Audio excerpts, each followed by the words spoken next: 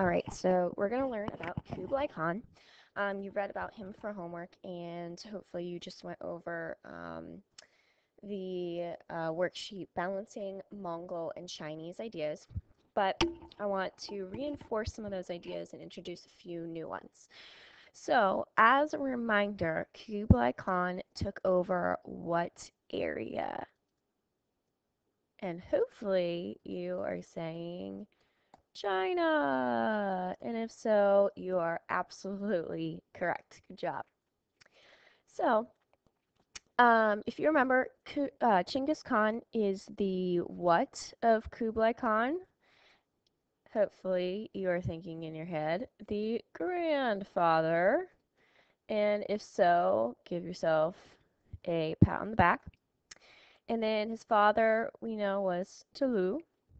And he actually ended up having four brothers. But in terms of our story, I want you to remember three of them. There's Kublai, Monkey, that's what I'm going to call him. There's some different variations of his name. There's an O right there in some spellings. And Arjbr, then that's how I'm going to pronounce it. So these are the three brothers that was born to Tulu, who was born to Genghis Khan. So Genghis Khan's the grandfather, Kublai Khan is the grandson, and so that's how the story is going to go down. Now, just a few important notes I want to make for you, because I think last class some of the classes were struggling to figure out, well, Chinggis was this way, so why wasn't Kublai this way? So if you remember, Genghis Khan and Kublai Khan, we just went over this, but Genghis Khan is the grandfather, right? And Kublai Khan is the grandson. Okay, so remember, it's the grandson, not the son. Um, Genghis Khan, he lived exclusively in the steppe zones, right? So living the life of that pastoral nomad. Whereas Kublai, he was born as a pastoral nomad, and he lived some of his years in the steppe zones, but then he eventually is going to live exclusively in China, which is probably going to mean he's going to live a sedentary lifestyle. Genghis Khan united the Mongols,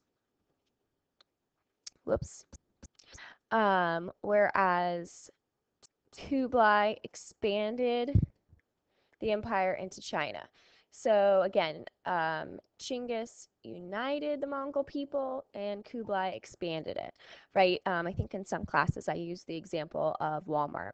So it'd be like Genghis Khan was Sam Walton and created Walmart, and then Kublai, the grandson, made sure that there were more chains of Walmart. So Genghis would have created Walmart, and Kublai, as Sam Walton's son, Sam Walton being the person who started Walmart, would have moved Walmart into all of the different states and countries. So again, we talked about this. Genghis Khan started to expand the empire, but died before he could. If you remember that the rumor is, or some historians believe, that he died by falling off of his horse, and others believe that he died in battle. And a good question would be, why don't they know how he died? And hopefully you're thinking in your head, what? Yep, documentation. You don't necessarily know because we don't have the records. And if you remember, the Mongols overall were what kind of people? They were illiterate, and so they didn't necessarily write some of this stuff down. Chinggis, we know, is going to live a nomadic lifestyle his entire life on those Mongol steppes, right? And we talked about how Kublai originally is going to live that nomadic lifestyle on the steppes, but then once he takes over China, he's going to leave a sedentary lifestyle. And remember, sedentary, we talked about it, about how you live in one place, right? You don't necessarily need to travel anymore because all your resources are there. Chinggis created the ideal of the Mongol warrior and military techniques, and Kublai Khan, um, so he created it, and Kublai just continued it. Okay, so hopefully this is a good side by side for you to realize, um, what Chinggis's accomplishments were with the Mongols versus Kublai's. Okay, so with that being said, we're going to go through Kublai's early years, and some of this might sound familiar, which hopefully it does. Kublai is going to be born in 1215. And by age 12, Kublai was fighting in battle. So if you remember learning, at what age were Mongol warriors taught their skills? Hopefully you're thinking in your head between the ages of 2 and 3. Okay, so he's going to be working on perfecting these skills for about 10 years. Just like Imogen right now, she's practicing all those skills, right? She's not yet allowed in battle, well, depending on what chapter you are in. And she's not yet allowed in battle because she's still working on that. Then at age 17, his father is going to die. Who is his father? It's not Chinggis, that's right. It's actually that Tulu, and I spelled it wrong. Whoops. What's new, Parker, right? And then next up, Kublai's brother, Monkey, took over as ruler of the Chinese Mongols. Okay, so if you notice, Kublai didn't necessarily come to power right away. In fact, his father was actually skipped over for power as well. And his mother, Kublai's mother anyway, is going to be very upset about that. So she wants to make sure her sons get power, and so they will. So his brother is going to first take over, and Kublai is going to be a dutiful brother. And what he's going to do is he's going to go and invade regions further south in China. And I didn't mean to cross that out, sorry. Um, if, if you remember, Chinggis starts in on China, he'll die. Other Mongols will start in on China, and they're going to work their way down. But they still haven't succeeded in getting that southernmost part of China. So that's what Kublai's orders are going to be. And then next up in his life, what's going to happen is his brother is actually going to die in battle. And so this is key for Kublai coming into power. After his brother dies, his other brother, or Bridge, fought. Him and his brother actually are going to fight for power as to be who's going to be the leader of this Mongol people. And eventually, Kublai is going to have to defeat his brother to be the Great Khan, and that's in 1264. This is kind of reminiscent of Chinggis, if you remember the beginning story, right, where he ends up shooting and killing his own brother because his brother, stole all the food. So this is a very much a survival of the fittest, and you've got to do what you got to do, even kill your own siblings. And then within about 12 years, as the Great Khan, as the ruler of one portion of the Mongols, Kublai is going to get all of China, including the southernmost area, the area that's kind of been the holdout. So this is really big for Kublai, and this is really big for the Mongols. If you remember, I talked about the other day about how the Mongol Empire is basically split into 4 different sections, okay? It's still one big empire, right?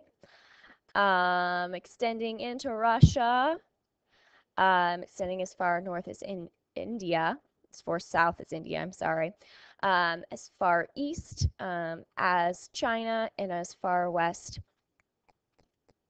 This is actually a bad picture. It extended as far west as the Mediterranean Sea.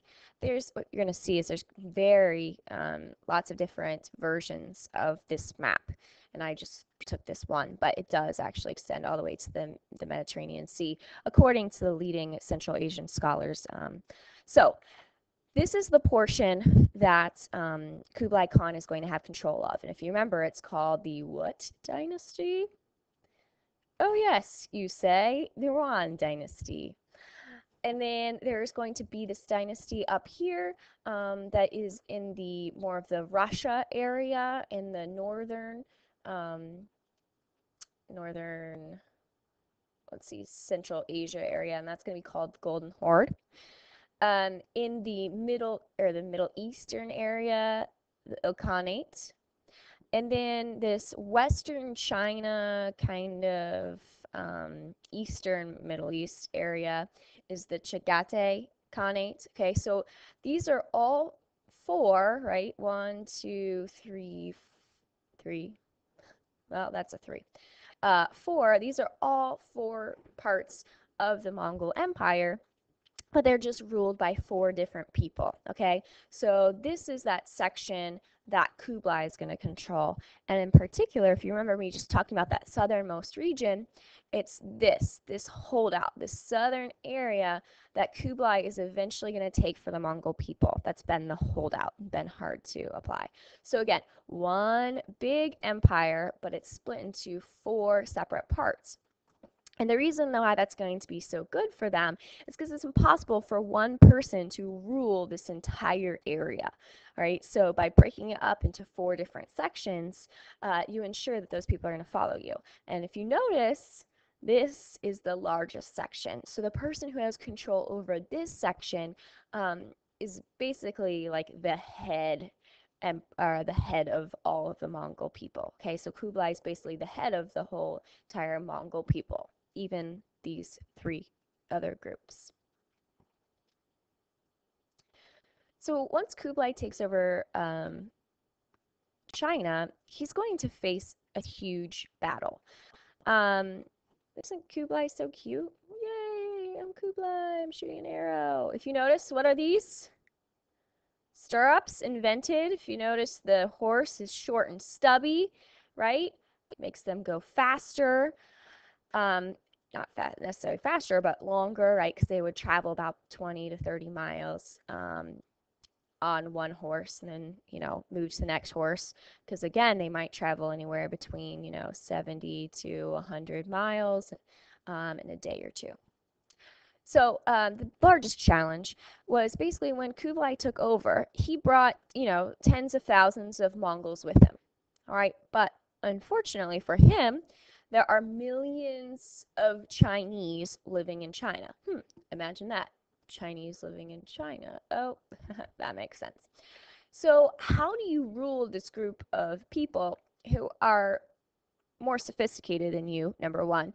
But number two, there's more of them than you. How do you rule those? Okay, so let's walk through a little scenario. I'm pretty sure you're going to be happy about it. Just kidding. It's about Justin Bieber. So pretend you are in a room of Justin Bieber fans. Okay, yes, Justin Bieber. Woo! I love you, Justin Bieber. But you don't like Justin Bieber. How dare you? That makes me sad to think of somebody not liking Justin Bieber. And so you're outnumbered, right? Because you are the only person in the room who doesn't like Justin Bieber. All right, what do you have to do in order to survive that room? Okay, and it's not like you're just going to be in this room for maybe like an hour or two. All right, just think about being in this room for the rest of your life. Some of you, that's a nightmare. All right, but some of you, I know deep down in your heart, you've still got the Bieber fever, right?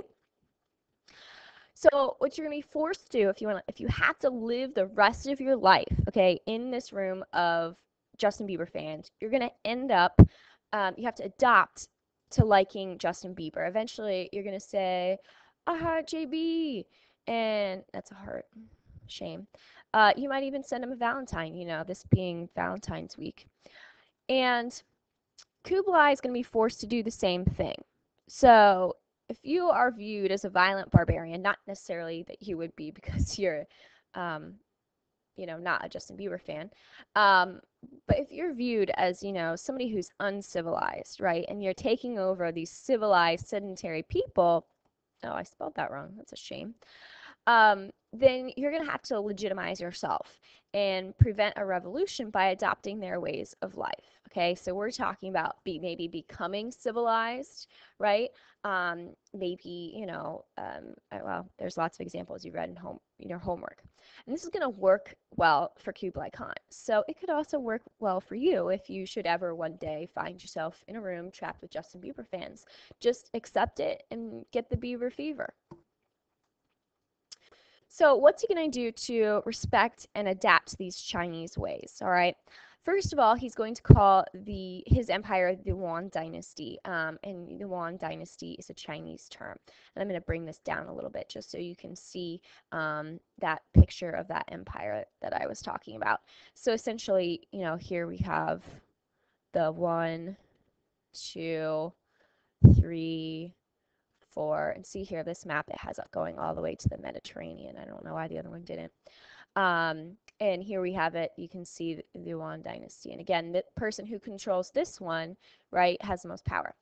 So he's going to call his empire or his dynasty by a Chinese term.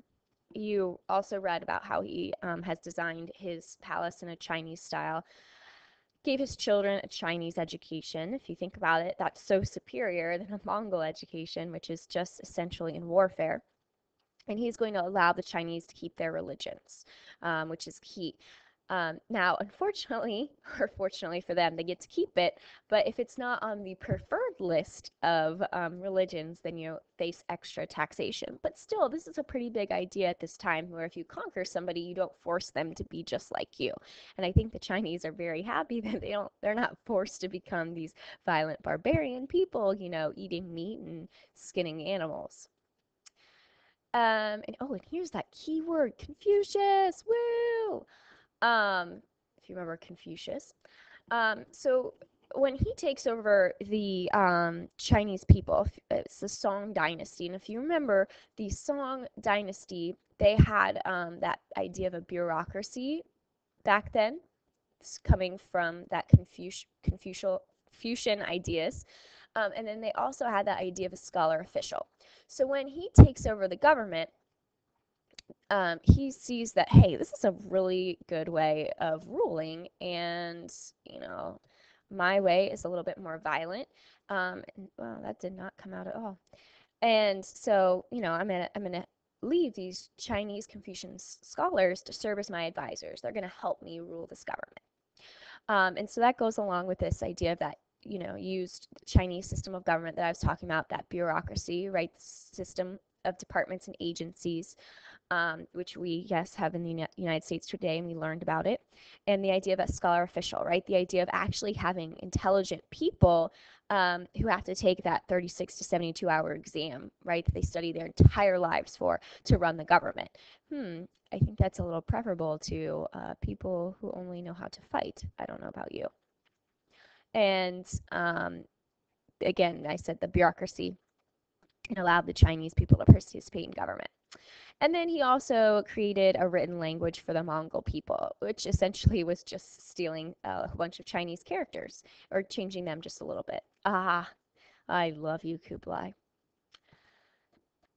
So Kublai's influences on China. So basically, what did he do for the Chinese people? Number one is he's going to unify China. Okay, China, up to this point, has always been divided. And let me lower this so you can see the map a little bit. It's always been divided. Okay, so this area is essentially China today. And before he took it over, we had a dynasty up here, dynasties over here, dynasties over there. Well, they'll kind of stay Tibetan a little bit, but they'll be run by the Mongols. And lots of dynasties over here. But in particular, the Song dynasty was divided into the northern Song dynasty and the southern Song dynasty. So as you can see, China's always been kind of run by all these different groups. So from the moment Kublai takes this area over to even present day, this area has always been united by one group, okay? So that's an important idea, that China wouldn't have the same borders if it was not for Kublai. Kublai also is going to spread Buddhism because he himself is Buddhist. So here's that little Chinese Buddha who brings good luck and, oh, little belly. You can rub it for good luck. And probably one of his most important feats, along with uniting China, is that he's going to open contact with the West, meaning Europe. Okay. Before this, Chinese had all these like wonderful inventions from the Song Dynasty, and they kept it all to themselves. Um, well, for the most part. And they didn't really like to trade. There was some trading, but they didn't want to do it because they wanted to keep all of their secrets and all of their inventions to themselves. But Kublai is going to come in and he's going to be like, whoa, you guys invented this? This is awesome. I'm going to take credit for it and share it with the rest of the world. Yeah, I'm so cool. So, what he does is he eventually meets this man, Marco Polo, and you know him from your book. And Marco Polo is going to go through trading on this Silk Road, right? You hopefully have a version of this on your map. And with the help of Marco Polo, Kublai is going to allow many more people into this Chinese territory or into the Yuan dynasty, right? Um, and they're going to bring things back over to Europe or back to the Middle East or back to other areas in here, things that they had no idea even existed, like gunpowder. Unfortunately, or fortunately, when Kublai takes over, he creates four social classes. So the Mongols, of course, are going to be the number one social class. Then there are the Central Asians. So these are the people that were living essentially in the steppe zone, but may not be Mongol people. Then the Northern Chinese, because of course they fell way before the Southern Chinese did. And then last but not least, the holdouts, right? Why not punish the people who came last? The Southern Chinese. And it's not like these were necessarily people who were punished, but these people at the bottom faced heavier taxation, and also they were not allowed to be in the government. So, no government. So, even though he did allow Chinese people to be in his government, he just didn't allow these Southern Chinese, okay? Because again, they're the last holdouts. So, as I previously hinted to you or said, um, when the Chinese ruled their own territory, their own dynasty, they did not want to interact with foreigners. Okay, so again, like I said, Kublai is going to come in. He's going to be like, oh man, we're so cool. I can't believe you have all of this stuff. Why don't we want to show this off? So he's going to show off things that the Song Dynasty invented, like movable type. Okay, this is essentially the first printing press. And the reason why it's called movable is because if you look, these are individual blocks and with Chinese letters on it. And we think this is probably very rudimentary today, but back then this was like the coolest thing in the whole wide world. And all you need to do is just rearrange these letters. So essentially put this one over here, put this one over here, put this one over here, and you could spell a brand new word. So you didn't have to hand carve before, like before, a whole entire document that said the exact same thing. All right, you can actually carve it into wood. This time you could actually move. So why we think, no big deal. This was revolutionary. Otherwise, you had to write it out or carve it out the exact same message. And if you messed up, you just had to do it again, unlike me. Gunpowder, right? We already knew that the Chinese had gunpowder because the Mongol fighters stole that idea, along with, oh, look, I did it twice. Oops. Hey, I have movable type. Um, Along with the guns and cannons that they're going to steal and actually use against the Chinese.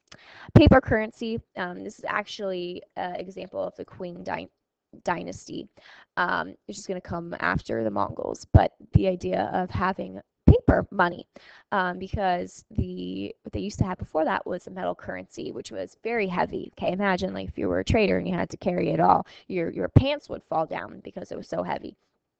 I'm just kidding. I'm exaggerating there. But, probably did happen. And the advantage of the paper currency then would, again, it's not as heavy, but it's also not as expensive. So with that being said, the Chinese actually invented this paper as well, which is so key in transmitting knowledge. Porcelain, so lots of vases, bowls are going to be essential. Mechanical clock, silk. Here you have some women with some silk. The European women are going to absolutely love the silk. They're going to be demanding. And the magnetic compass. Okay, they did not create the compass, but what they added was the magnetic piece. So essentially, now the compass is useful because no matter what direction you go, it's automatically going to change for you instead of having to do all this work to figure out, oh, what way is north, south, east, west. So it's going to help navigation a lot. And finally, Marco Polo. You're going to read a lot more about him, but he is a real character, and you read about him in your book. But he's essentially a merchant from Italy.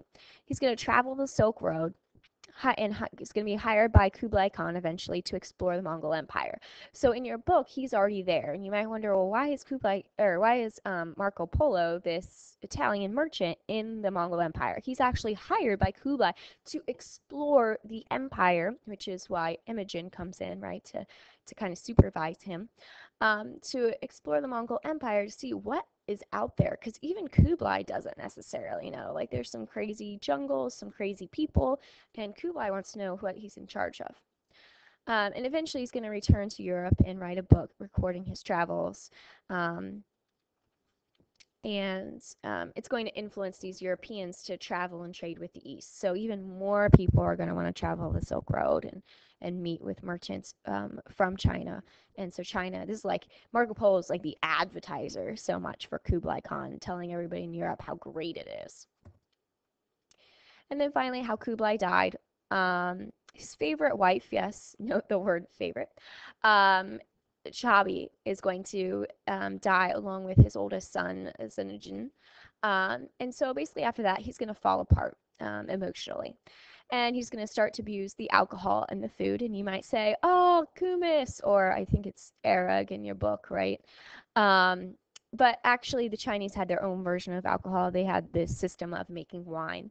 So he's going to really abuse alcohol and food. And if you live a gluttonous lifestyle, right, you overindulge, nothing good comes from that.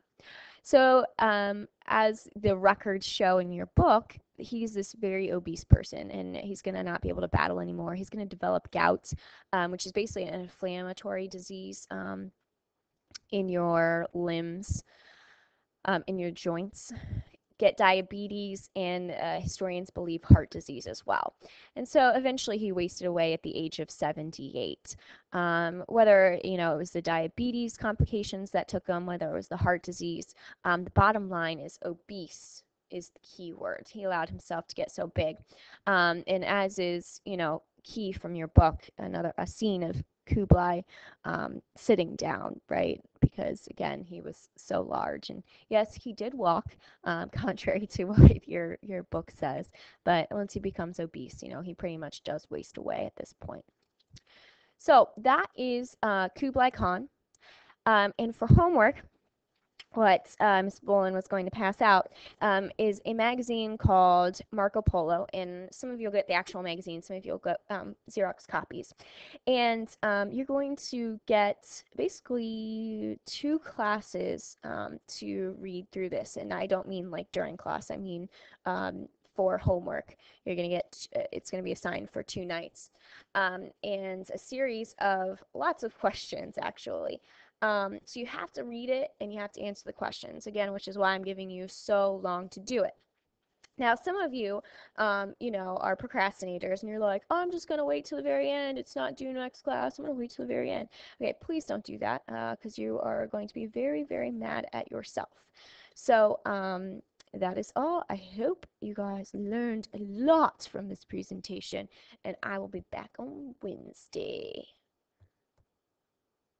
Oh, no puns for you, although I feel like I should have some Carl puns. That's a shame.